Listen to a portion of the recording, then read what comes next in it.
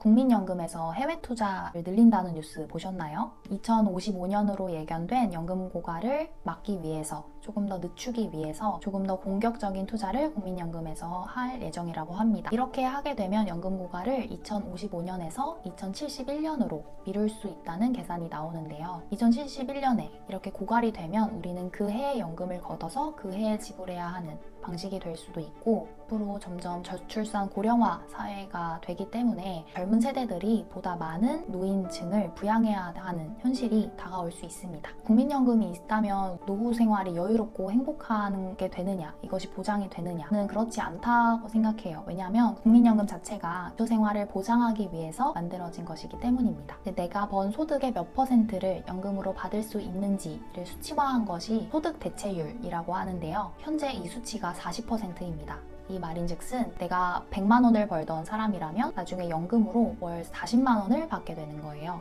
40% 정도의 금액이 물론 작은 금액은 아닙니다. 하지만 우리가 상상하는 여유롭고 행복하고 그러한 노후 생활을 즐기기에는 충분한 금액은 아니라는 생각이 들어요. 그렇기 때문에 국민연금뿐만 아니라 개인연금을 내 스스로 준비를 해야 한다고 생각합니다. 우리가 지금 당장의 즐거움을 위한 소비는 조금 내려놓고 미래의 나에게 돈을 보내두는 행위, 연금에 넣어두는 행위를 해보시는 거 어떨까요? 내 미래는 내가 준비해야 한다 라고 생각합니다. 앞선 영상에서는 제가 연금저축펀드에 대해서 자세하게 다뤘고, 오늘은 IRP에 대해서 소개해 보려고 합니다. 오늘 영상도 정말 열심히 준비했으니까 영상 끝까지 시청해 주시고 구독, 좋아요, 알림 설정 눌러주시면 감사하겠습니다. IRP의 개념에 대해서 짧게 말씀드리고 갈게요. IRP는 퇴직연금의 한 종류입니다. 개인형 퇴직연금의 약자를 따서 IRP라고 부르고요. 개인이 스스로 준비하는 퇴직연금이라고 보시면 됩니다. 소득이 있는 모든 취업자, 근로자, 개인사업자, 임대사업자, 공무원, 교사 모두 IRP를 개설할 수 있고, 또 퇴직자도 개설할 수가 있어요.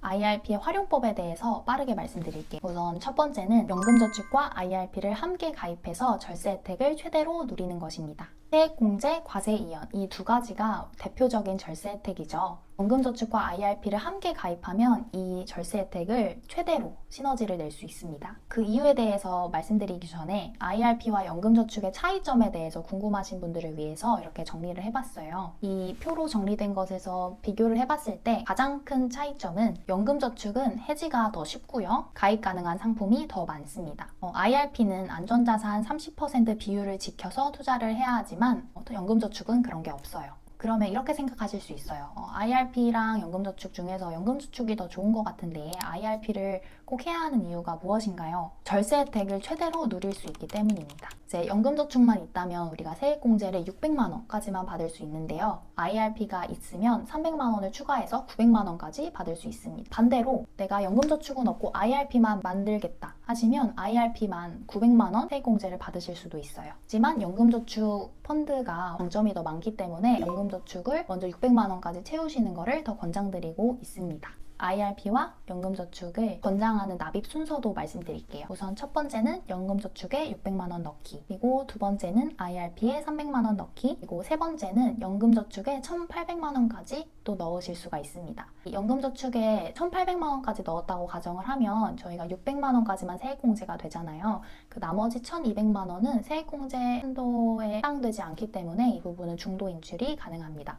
과세이연 같은 혜택을 그대로 누리실 수가 있기 때문에 연금저축을 활용해서 투자하시는 분들도 많이 있어요. IRP 활용법 두 번째는 IRP와 시너지를 낼 수 있는 계좌가 하나 더 있습니다. 바로 ISA 계좌인데요. ISA 계좌에 대해서는 나중에 자세하게 다루도록 하고 핵심만 말씀드리자면 ISA 계좌의 투자로 3년 만기를 채우시고 이 금액을 그대로 IRP 계좌에 넣으시면 세액공제 한도를 300만 원까지 업하실 수 있습니다. 저희가 연금저축이랑 IRP를 같이 했을 때 900만 원까지 세액공제를 받을 수 있다고 했잖아요. 그런데 300만 원이 추가돼서 총 1,200만 원까지 세액공제 혜택을 누리실 수 있는 거예요. 사실 1,200만 원에 16.5%, 13.2%를 계산하면 굉장히 큰 금액이죠. 사실 이 금액을 내가 내야 하는 세금에서 제하하게 된다고 했을 때 연말정산에서 더 많은 혜택을 누리실 수 있습니다. 이제 세 번째는 퇴직이나 이직하실 때 퇴직금을 정산받게 되는데 이거를 IRP 계좌로 넣으시게 되면 각종 세금 이연이 가능합니다. 중도 해지를 하거나 또 일시불로 받게 되시면 그에 따른 세금을 추가로 내셔야 하는데요.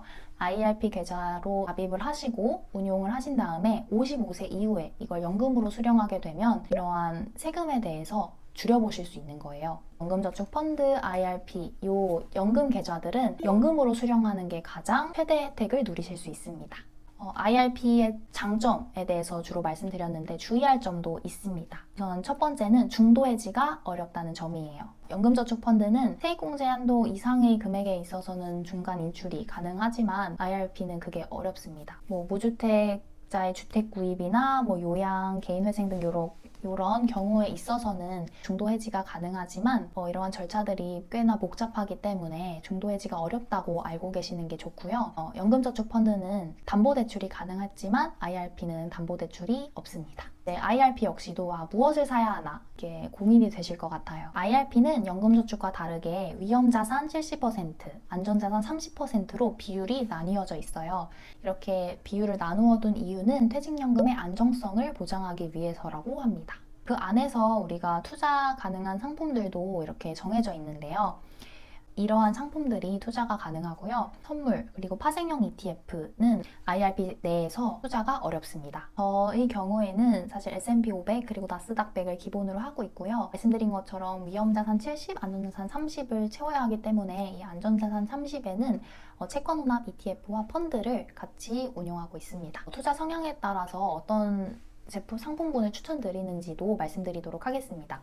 그래서 나는 안정형을 추구하시는 분들이라면 정기 예금 성격이 강한 상품을 투자하시는 게 좋고요. 약간의 위험성은 괜찮아 하시면 지수추종 플러스 채권 혼합 ETF 추천드립니다. 약간의 지수추종 성격이 있으면서 거기에 채권을 혼합했기 때문에 중립형이신 분들에게 좋은 상품이고요. 또 세 번째로는 나는 배당을 한번 받으면서 연금 투자를 하고 싶어 하시면 배당 혼합 상품도 같이 투자를 하실 수 있습니다.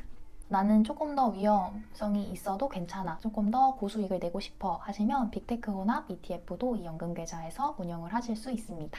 채널의 구독자가 제 채널의 구독자가 200명을 향해 달려가고 있습니다. 아직 너무 시작한 지 얼마 안 된 채널인데 이렇게 구독도 눌러주시고 댓글도 남겨주시고 영상도 시청해주셔서 너무너무 감사드리고요. 앞으로도 더 유익한 영상 많이 가져오도록 하겠습니다. 그럼 오늘 영상도 도움되셨다면 구독, 좋아요, 알림 설정 눌러주시고요. 다음 영상으로 찾아뵐게요. 모두 부자 됩시다. 안녕!